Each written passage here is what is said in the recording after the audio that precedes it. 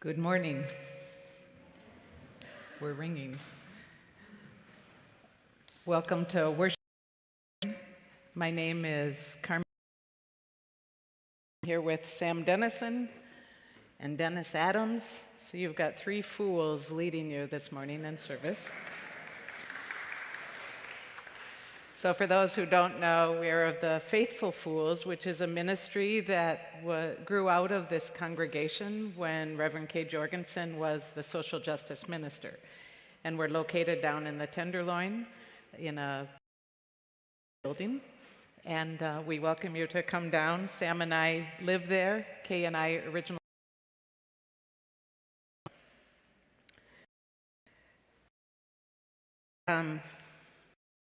We are dedicating this service. Some of you know, Father Louis was a Franciscan priest, a brother to all, and as St. Francis said in his canticle, befriending sister death from whom no human can escape. And so Louis is now one of the eternal lights with us, and also all of us here to acknowledge the death of who has served us all. So we thank you for joining us in that honoring of them. This morning, the offering will go both to support our work as Faithful Fools, but also we will share that offering, whatever we receive today, with the Gubbio Project, which is a ministry that Father Louis Vitale and Shelley Roeder founded, first at St. Boniface down in the Tenderloin, and now its home is at St. John's Episcopal Church in the Mission. We want to especially acknowledge everybody who is making this service possible this morning.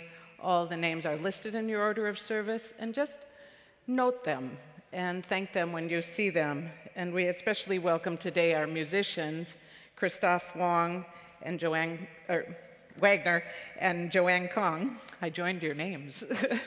So it's wonderful to have you with us, and we have our own fool, Mark Sumner, leading music with Bill Ganz accompanying him. So all of you who are on Livestream, we welcome you, and hope you can find the order of service, the link to it, and to follow along. All the songs are in there, so you can sing as loud as you'd like in your robes or wherever you may be. And if there's any problems, somebody will be monitoring the live stream. So let us begin. And our chalice lighting this morning is by the Juman family. So we welcome them up. Are they here? We have no Juman family. Okay, so we will not have them. I'm not sure what happened there. So Dennis, would you lead us in the chalice lighting?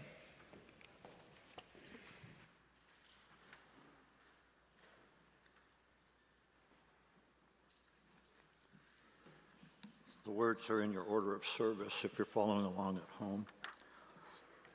This is our unison covenant. Oh, is that right? Chalice lighting. I don't have that in front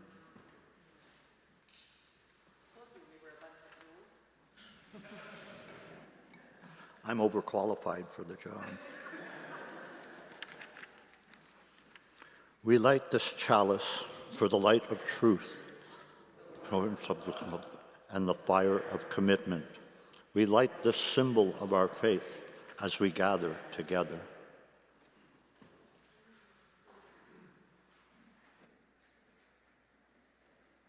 So please join us in our opening song, number 203, All Creatures of the Earth and Sky.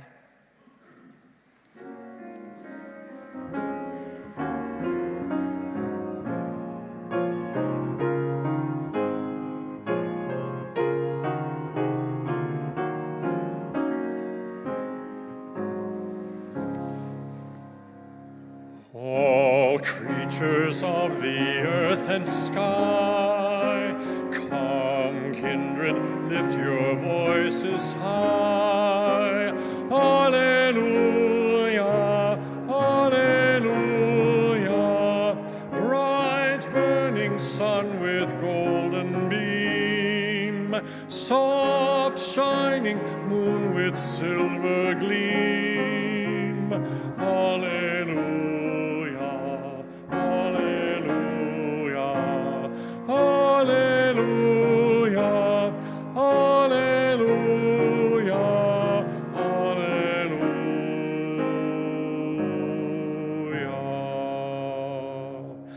Swift rushing wind so wild and strong, white clouds that sail in heaven along. Alleluia, Alleluia. Fair rising morn in praise rejoice. High stars of evening find a voice. Alleluia, Alleluia, Alleluia, Alleluia, Alleluia.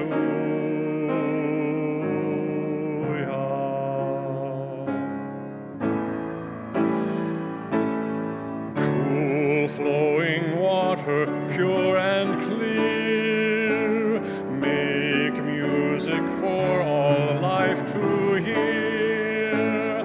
Alleluia, Alleluia. Dance flame of fire so strong and bright, and bless us with your warmth and light. Alleluia, Alleluia, Alleluia, Alleluia, Alleluia.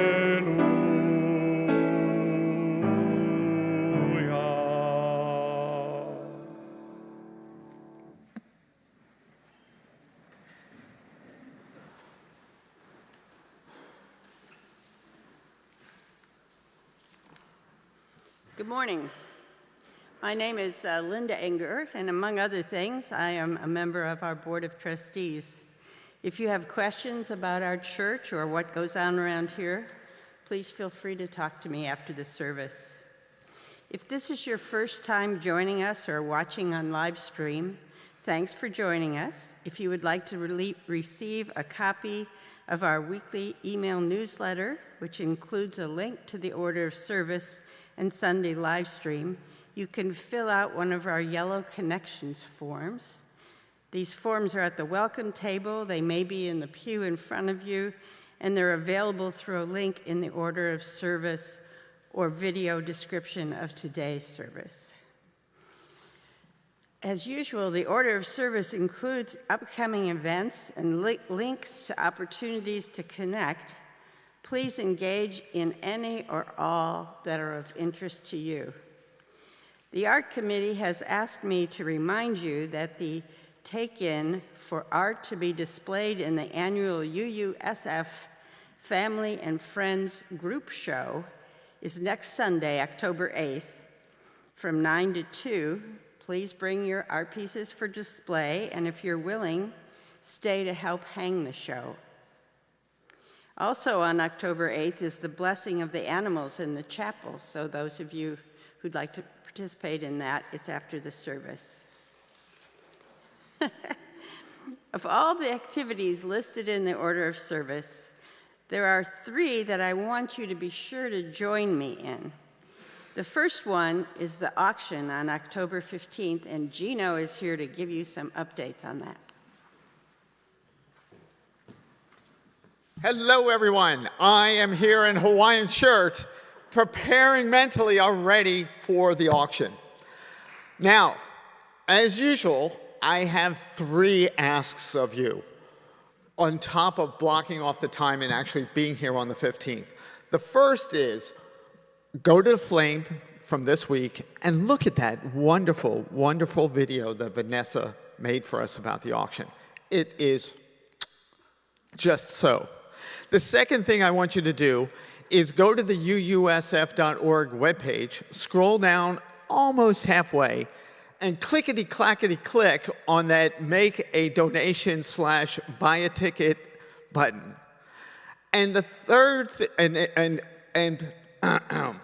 as the administrator of the system, I can tell all of you who plan to buy tickets on the day of the event, the line will be very, very, very long.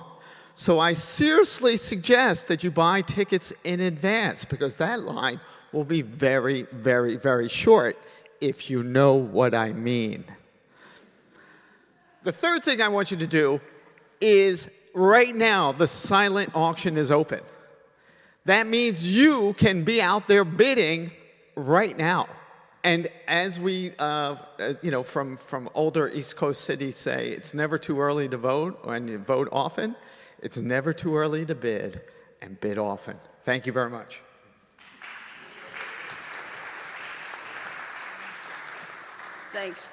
Thanks, Gino. We can always count on you for enthusiasm. The other two things that I want to be sure you join me in doing is signing up for a photo session, so you will be included in the photo directory that we're putting together. It only works if everybody's has their picture in the directory. And finally, this afternoon, attend the Concert for Community at 1 o'clock, featuring the daughter of our longtime church members, Bruce and Ruth Cowan. As Carmen mentioned, the special offering today goes to support the work and ministries of the Faithful Fools. I believe that that's all I'm going to want to encourage you to do. There's a lot. Let's take a moment now to greet one another.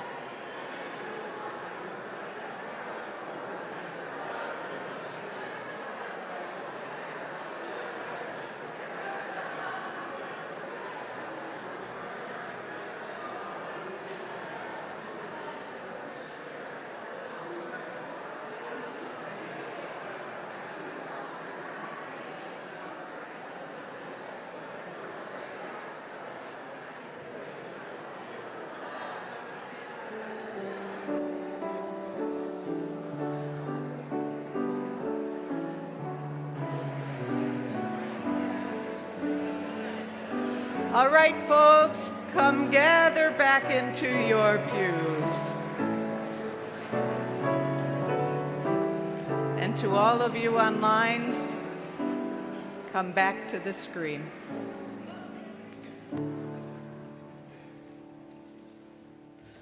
What a joyous sound of community around us.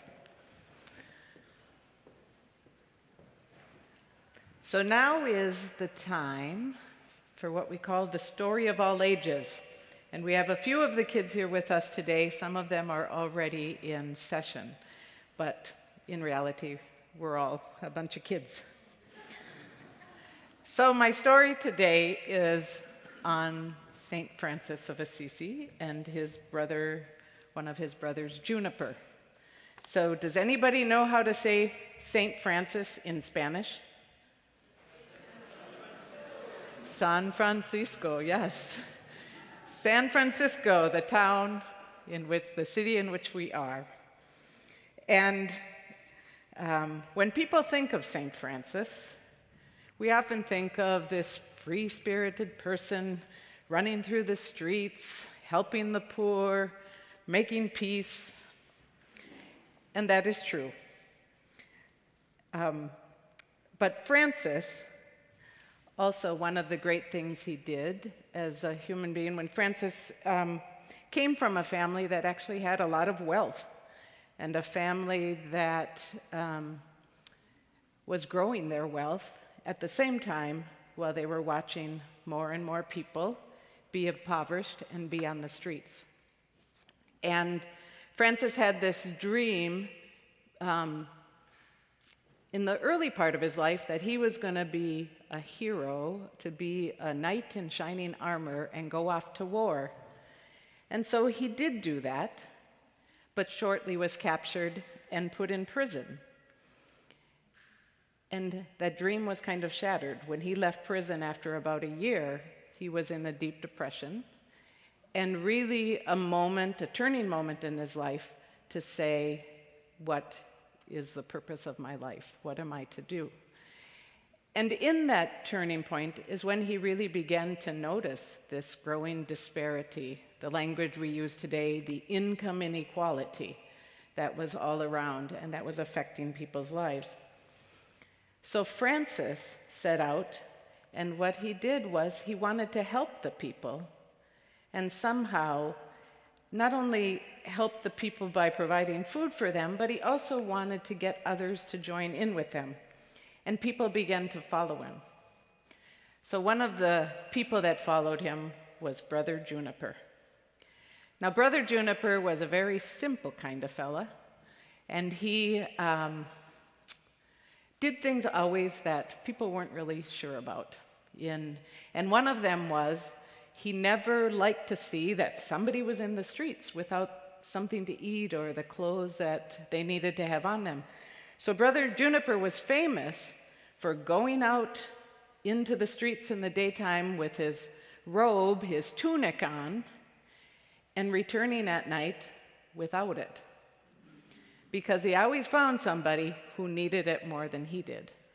So after a few times of this, his superiors, his ministers, said to him, "Juniper, you cannot give away your clothes anymore. Under the vow of obedience, you cannot do this." So Brother Juniper, though it was a difficult one, he decided, okay. So the next day when he went out into the streets and he met somebody who said, "I am cold. Can you give me your tunic?" And Brother Juniper said, "I can't give it to you, but you can take it from me."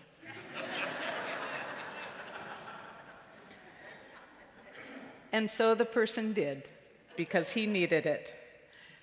For Brother Juniper, it was more important for him to creatively find a way around the rules and the restrictions in order to meet the needs of the people before him. So Francis once said, "I wish I had a forest of junipers."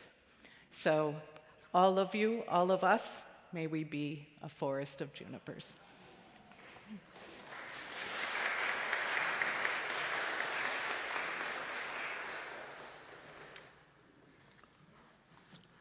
I'm being told that now is the time for the Unison Covenant. If you have a copy of our order of service at home, follow along. These are the promises that we make to ourselves as a community. Love is the spirit of this church, and service is its prayer. This is our great covenant, to dwell together in peace, to seek the truth in freedom, and to help one another.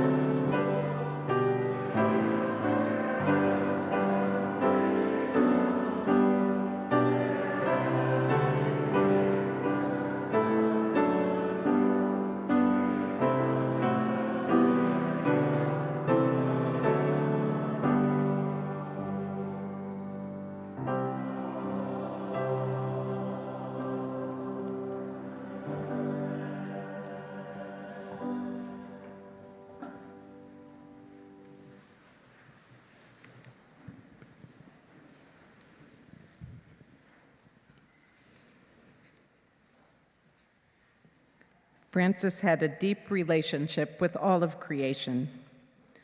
And in our prayer time this morning, I'm going to use a poem that was shared by Sister Addie Kroll, one of my Franciscan sisters and a faithful fool with us here in San Francisco. And when she shared the poem, she said, "I'm not sure where it came from. Maybe I wrote it." So to Sister Addie and to all who brought this forth. So I invite you to just find a comfortable place and bring into your mind a place in nature that settles you, that maybe offers you a sense of quiet and peace.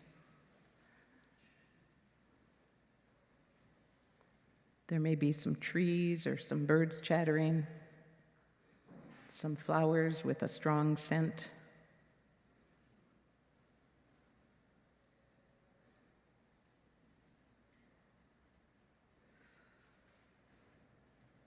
And in this space, I offer you this poem. Silence, my soul. These trees are prayers.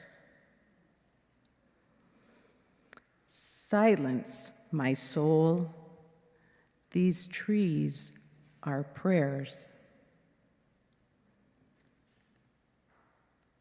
I asked the tree about love, and then it blossomed.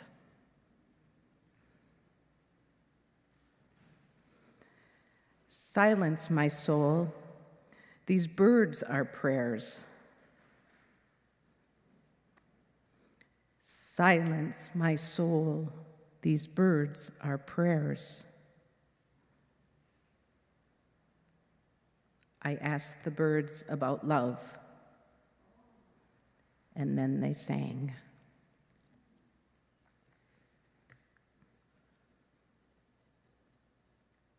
Silence, my soul. These bees are prayers. Silence, my soul. These bees are prayers.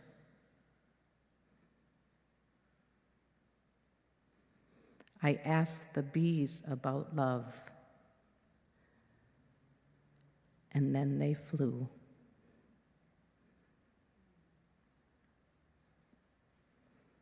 Be still and know that I am love.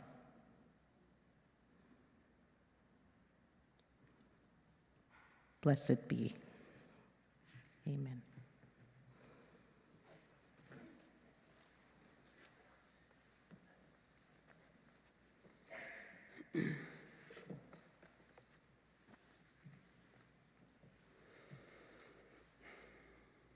Hannah Arendt was a incredible intellect and philosopher of the 20th century, someone who influenced my life through her writing, her work, and even today, when we think profoundly about the world, it is worth turning to her words and her thoughts. One of the texts that she is not as well known for, but that is very, very important, is called On Revolution. And in that text, she wrote these words: "Pity may be the perversion of compassion, but its alternative is solidarity. Out of solidarity, people establish deliberately and, as it were, dispassionately, a community of interest with the oppressed and the exploited. Their common interest is the grandeur of man, or the honor of the human race, or the dignity of humanity. Solidarity is able to comprehend a multitude, conceptually, not only the multitude of a class or a nation or of a people, but eventually all humanity. But this solidarity, though it may be aroused by suffering, is not guided by it. And it comprehends the strong and the rich no less than the weak and the poor. Compared with the sentiment of pity, it may appear cold and abstract, for it remains committed to ideas, to greatness or honor or dignity, rather than love of humanity. Pity, because it is not stricken in the flesh and keeps its sentiment at a distance, can succeed where compassion will always fail. It can reach out to the multitude and therefore, like solidarity, enter the marketplace. But pity, in contrast to solidarity, does not look upon both fortune and misfortune, the strong and the weak, with an equal eye. Without the presence of misfortune, pity would not exist. And it is therefore just as much vested and interested in the existence of the unhappy as thirst for power has a vested interest in the existence of people who are weak."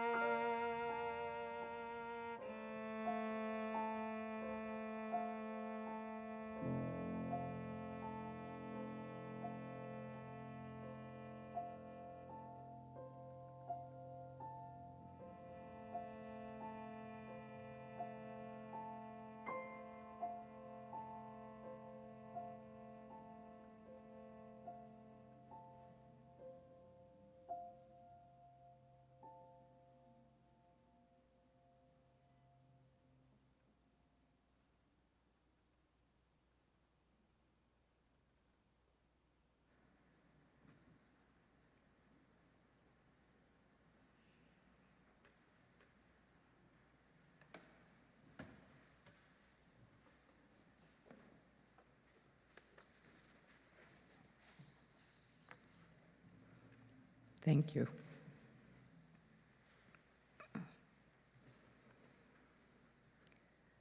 How many of you have played that telephone game?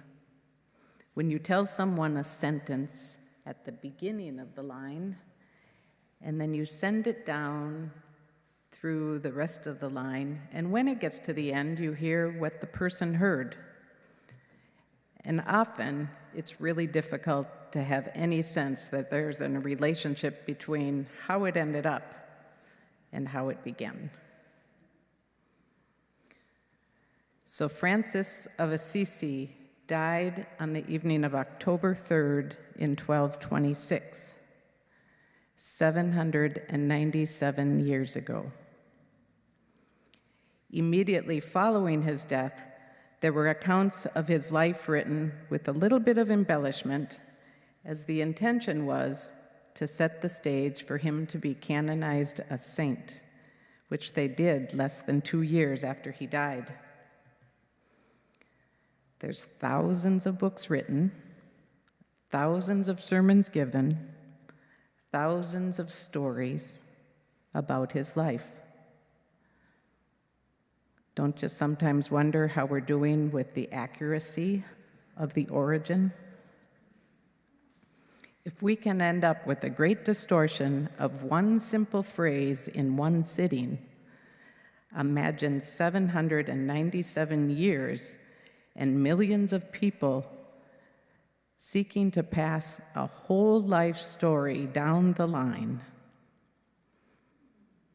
Heck, I sometimes wonder if the way I tell the story about my own life is really how it was. Many of us are inspired by Francis of Assisi, but what do we really know about Francis, the human being, and his lifetime of words, dreams, deeds, thoughts?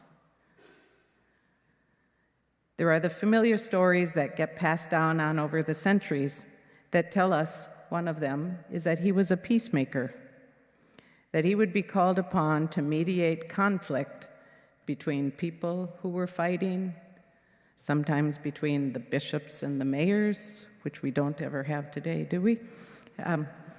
He'd be called in to try to mediate the conversation.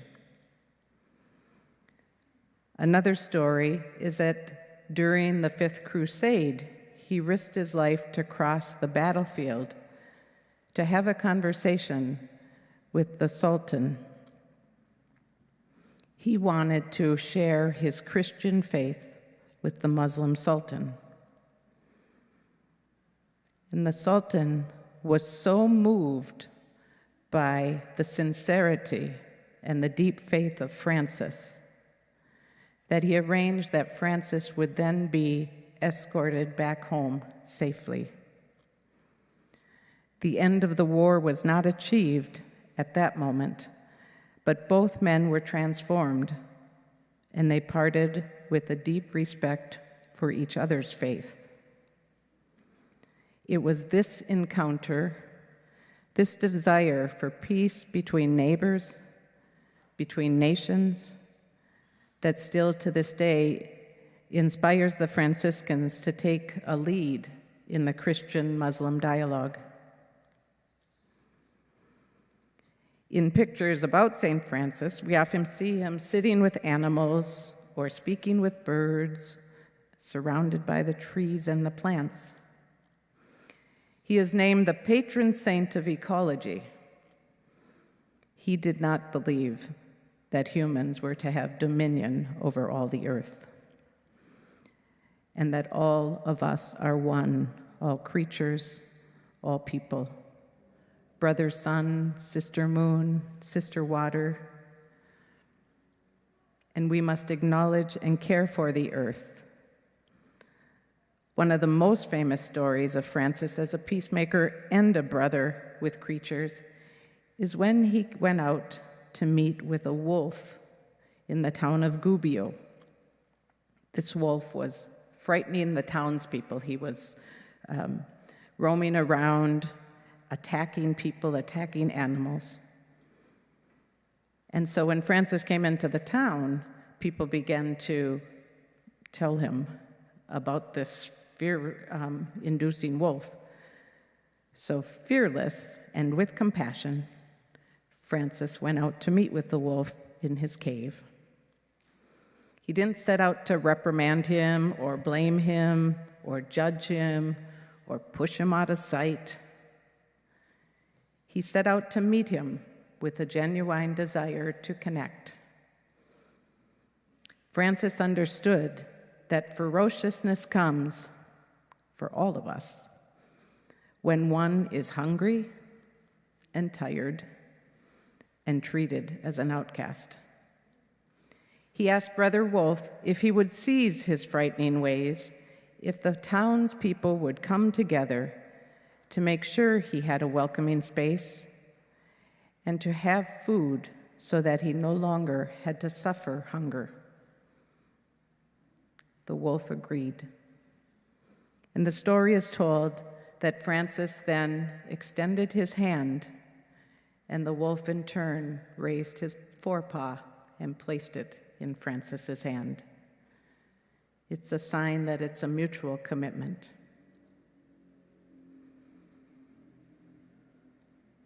Now, are all these stories true? Did they happen as they have been passed down to us? Does it really matter? What we do know is that Francis of Assisi lived in such a way that he left a lasting impression on the earth, such that here we are, 797 years after his death, telling stories of his life that have inspired and challenged millions of people, including me. At the Fool's Court in the Tenderloin, we have a wooden statue of Siddhartha the Buddha and St. Francis. Kay and I acquired them soon after we moved into the Fool's Court, and they stood outside our bedrooms. And in the evenings, when we bid one another a good night, a bit like the Waltons, we'd say, "Good night, Kay. Good night, Carmen. Good night, Sid. Good night, Frank."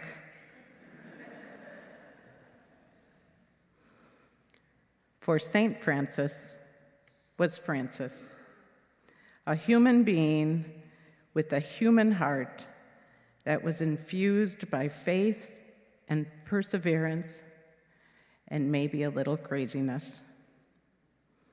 They are necessary traits when one needs to keep on moving, when their way of being is met with doubt and misunderstanding. The loyalty is to the drumbeat of one's heart, even if we ourselves don't know where we are going, except maybe for Francis toward God, toward love. Francis was saintly to some and a nuisance to others. He was a fool, more comfortable on the streets with the marginalized of our world than in a fortified edifice or an office. For him, he said, "The world is my cloister." It is true, we do not all have the same call as Francis, but the mandate that rings in my ears comes from one of my own Franciscan sisters when we were living in Nicaragua. We were reading material sent to us that was saying, to be Franciscan means this, and to be Franciscan means that. And Joanne threw up her arms and said with exasperation, "Francis lived with compassion. So to be Franciscan means to live with passion." So may it be so for all of us. Amen, sister.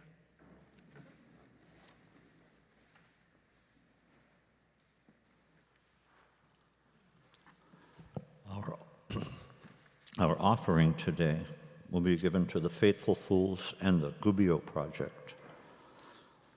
It will go for the support of the work of Faithful Fools and the Gubbio Project, a place of sacred rest and sleep, co-founded by Father Louis Vitale. Details on how to donate are in the order of service, and if donating online or writing a check, please put today's date and special offering in the memo note. Today's offering will now be given and gratefully received.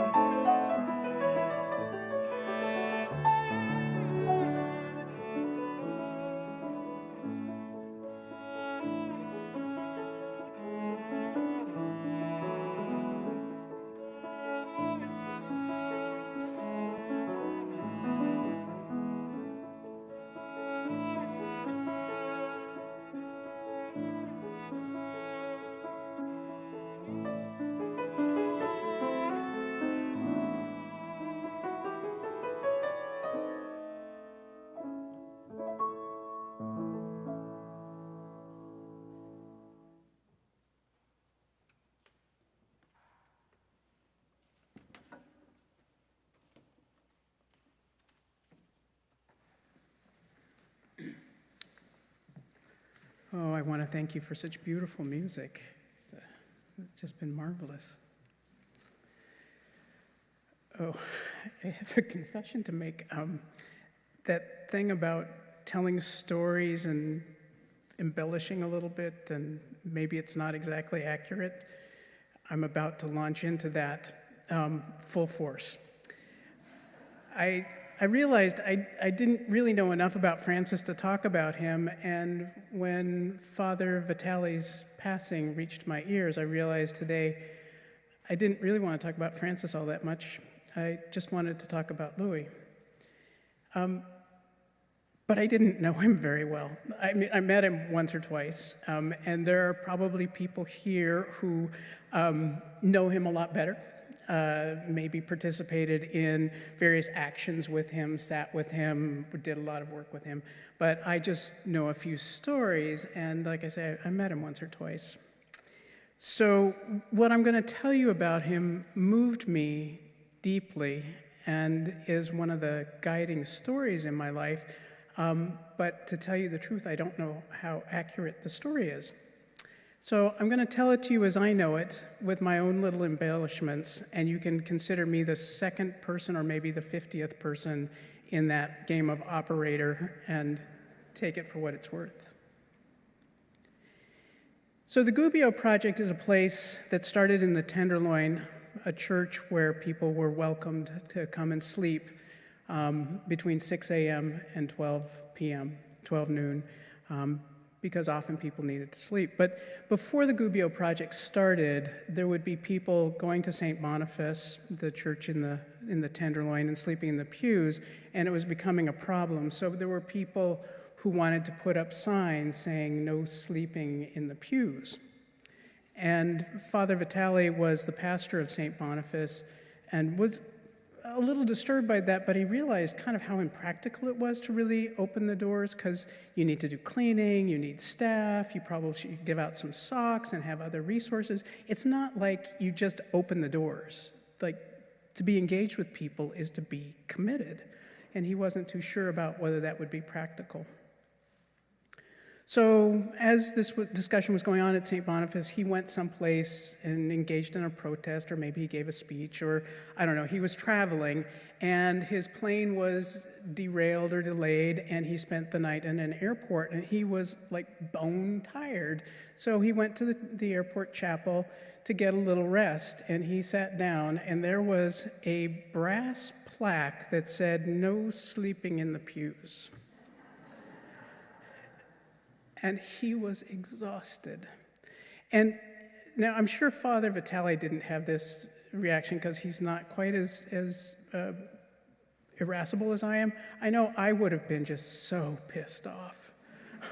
Like, I'm a friar, I'm a Franciscan, why can't I sleep in the chapel? You know, a little bit of privilege there, but no.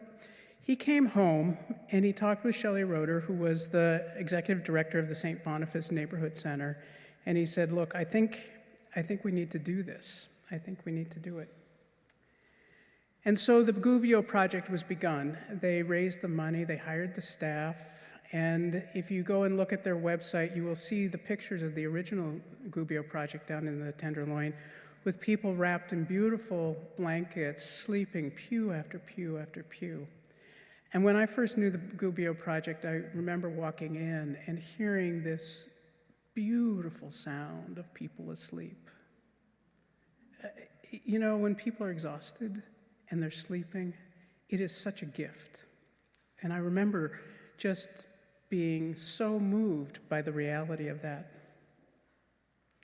The thing that strikes me about the story of Father Vitali is that he did it. He opened the Gubbio Project, put his strength and energy there because he was tired.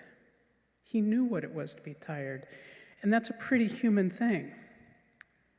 We see that a lot in airports, don't we? We see tired kids, tired parents, tired business travelers, tired vacationers, tired cabin attendants, tired ticket agents. Everybody in an airport is tired. And honestly, these days, if you go to a Zoom meeting, everybody is tired. If you go to the grocery store, everybody is tired. You hang out on the street, you see people who are tired. People waiting for Lyft are tired. People waiting for Uber are tired. People waiting for the bus are tired. People living in tents are tired. People asking for change are tired. Everybody is tired. And if we're honest about it, there is no difference between being sleep deprived because you're a young parent or because you're sleeping in a tent. Tired is tired. Sleep deprived is sleep deprived. You get cranky, you get short-tempered, and your body and spirit get worn down. It doesn't matter why. When you recognize that experience in one other person, that's empathy. Oh, honey, I know how hard that is. But when you see it in your fellow human beings writ large, when you see it in whole groups of people, young parents, bus drivers, people living on the streets, you experience solidarity. You know you are just like them. You experience that kind of disinterested and dispassionate community of interest that Hannah Arendt talked about. It's not because you care about your mom is tired or your kid is tired. It's that human beings are tired and you just know what that feels like. That is what it is to experience the wonder of our common humanity. I don't know you, but I know how you're feeling. That's what it means to understand the strong and the rich no less than the weak and the poor. It is what it means to look at a sign in an airport chapel and know that it is just as cruel and inhuman as a church in the Tenderloin. The remarkable thing about Louis Vitale's airport experience is that he didn't just leave his experience with empathy, he expanded it to solidarity, and that solidarity became action. He knew that you don't have to put up a sign in a church or a chapel saying no sleeping if there aren't people looking for a safe place to sleep. You don't have to put up signs forbidding people to do things that they don't need to do in that space. And he understood that there is something terribly wrong if you have to put up a sign. But he also knew that it is a lot easier to put up a sign than to address the need. So he was thoughtful about it. He wasn't reactive. He didn't just do it. He worked with Shelley and made it happen as a community. There's one other piece about Father Vitale's story that really touches me. And that is that when he came back from that airport experience, he must have asked himself, what is mine to do? Should I be writing sternly worded letters to the airport authority? Or should I be talking to the congregants of my church? What is mine to do in the face of this experience? So he did open the Gubbio project. People did sleep there. It wasn't an earth-shattering thing. The world did not suddenly change, but it was a necessary thing. So I find myself thinking it's important to ask ourselves, what is mine to do? And that's a very Franciscan thing. They say that when Francis was on his deathbed, he looked at his brothers and he said, I have done what is mine to do. Now you go and do what is yours to do. What an amazing gift that is, isn't it? A founder, a leader who is content with what he has done himself, knew what he was supposed to do, and then instead of saying, here are the rules, here's the program, here's the mission, you go do this, this is the right way to do it, he just said, go and do what is yours to do. And that is a remarkably human gift that we can give to each other. What is yours to do? Let me support you in it. Here is mine to do. Come and do it with me. I think that's a particularly Franciscan gift to our world.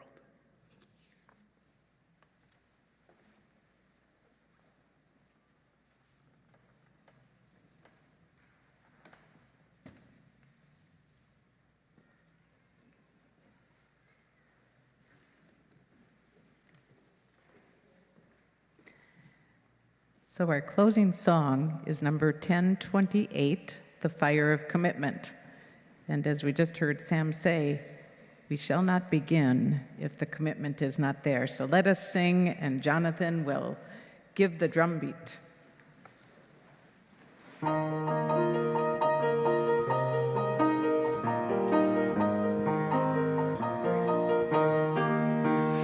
the light of days remembered burns a beacon bright and clear, guiding hands and hearts and spirits into faith set from here. And the fire of commitment sets our mind and soul ablaze. When our hunger and our passion meet to call us on our way, when we live with deep assurance of the flame that burns within, then our promise finds fulfillment and our future can begin.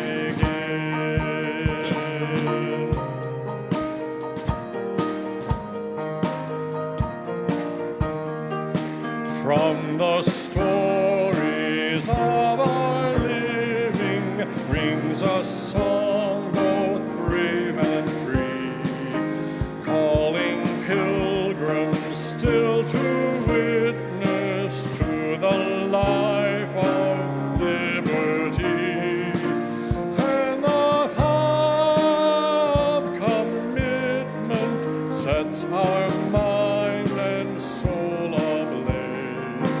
When our hunger and our passion meet to call us on our way, when we live with deep assurance of the flame that burns within, then our promise finds fulfillment and our future can begin.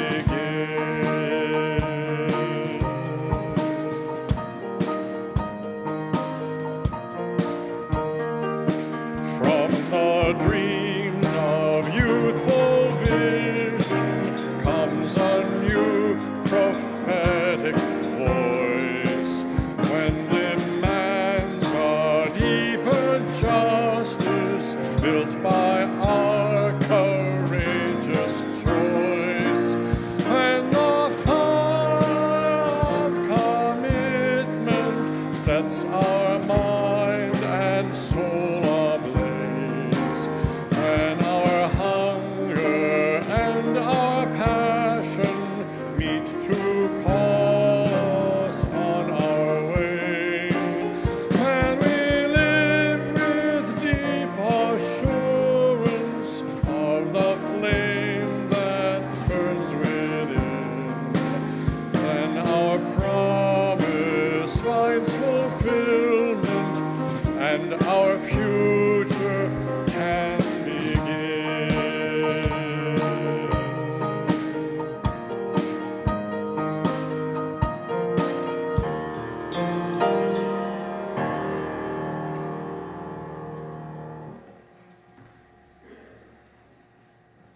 So as Jonathan's running back to the camera, if you want to reach out your hand and with the other or your elbow or open hands, but to come together.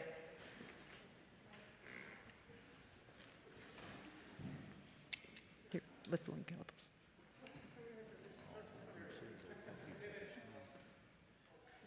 So we have a little puppy here in the front. Perfect for St. Francis. So this blessing I do with an adaptation of the peace prayer. As we go forth, may we be instruments of peace who believe that peace is possible.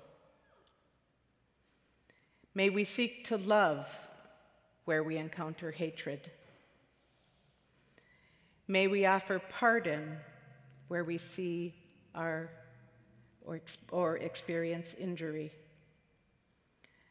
May we offer hope when we encounter despair. And may we be a companion with joy when we encounter sadness. For love is the spirit of this community, and service is our prayer. Let us go in peace to love and serve one another. Amen. So be it.